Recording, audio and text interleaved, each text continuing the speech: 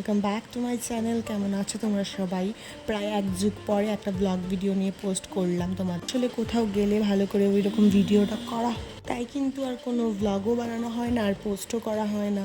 তো আজ যেহেতু যাচ্ছিলাম চিকলিগুড়ি স্যারের বাড়ির উদ্দেশ্যে, তো আমরা একটা গাড়িতে ছিলাম, আমরা চারজন, আমরা পাড়া প্রতিবেশী ভাই বোন।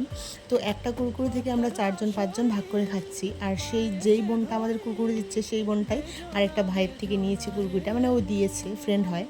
তো আমরা এখন যাচ্ছি স্যারের বাড়ির উদ্দেশ্যে। আর আমি যে কতগুলো গাড়ি সেদিন চেঞ্জ করতে করতে স্যারের বাড়ির উদ্দেশ্যে গিয়েছিলাম, আর যখন বাড়ি থেকে বেরিয়েছিলাম প্রচণ্ড রোদ ছিল আর এখন বৃষ্টি, মানে কিছুক্ষণ পরে পরে ওয়েদার চেঞ্জ। আর এই যে এখন পৌঁছে গেছি চিকলিগুড়ি, তো যাচ্ছি এখন স্যারের বাড়িতে। আর এই যে স্যারের বাড়িতে যাওয়ার পথে বৃষ্টিতে একদম মানে নদী হয়ে গেছে, ছোট নদী বলতে পারবো এটাতে। তো এটাতে হেঁটে হেঁটে ওরা যাচ্ছি এবার স্যারের বাড়ির উদ্দেশ্যে।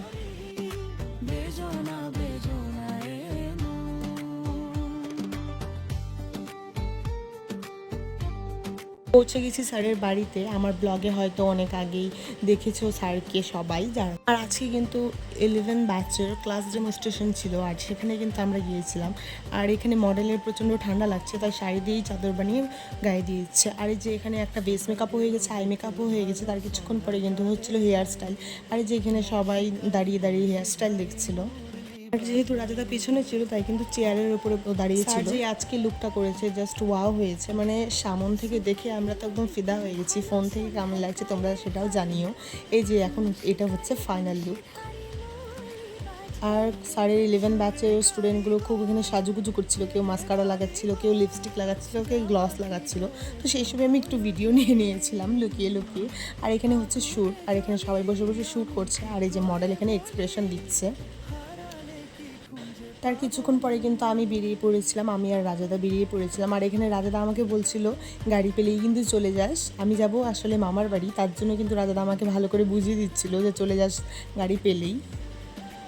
আর কিছুক্ষণ পরে কিন্তু রাজাদা চলে যাওয়ার পরে কিন্তু আমি গাড়িও পেয়ে গেছি, আর আমি যে গাড়িতে বসেও পড়েছি। আর এইবার প্রথম মনে হয় আমার ভাগ্যটা খুব ভালো ছিল, কারণ এবার ট্রেন ছিল না, আর কিন্তু চলে যাচ্ছি এবার ফাঁকা পেয়ে। আর ভিউটা কিন্তু খুব সুন্দর ছিল যেহেতু বিকালবেলা ছিল।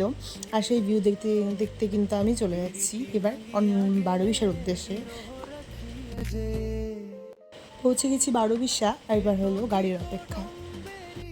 কিছুক্ষণ পর বাস চলে এসেছে, আর আমি কিন্তু বসেও পড়েছি একদম জানালার পাশে হাওয়া।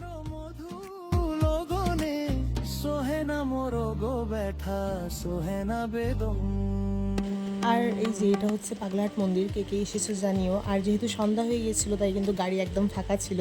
দেখানো আমি মানে পিছনে আমি একাই বসেছিলাম। তো এখন আমি পৌঁছে গেছি আমার বাড়িতে। তো এই ভিডিওটা এই পর্যন্তই, নেক্সট আর একটা ভিডিও খুব তাড়াতাড়ি আসবে। তো আজকে এই পর্যন্তই, বাই।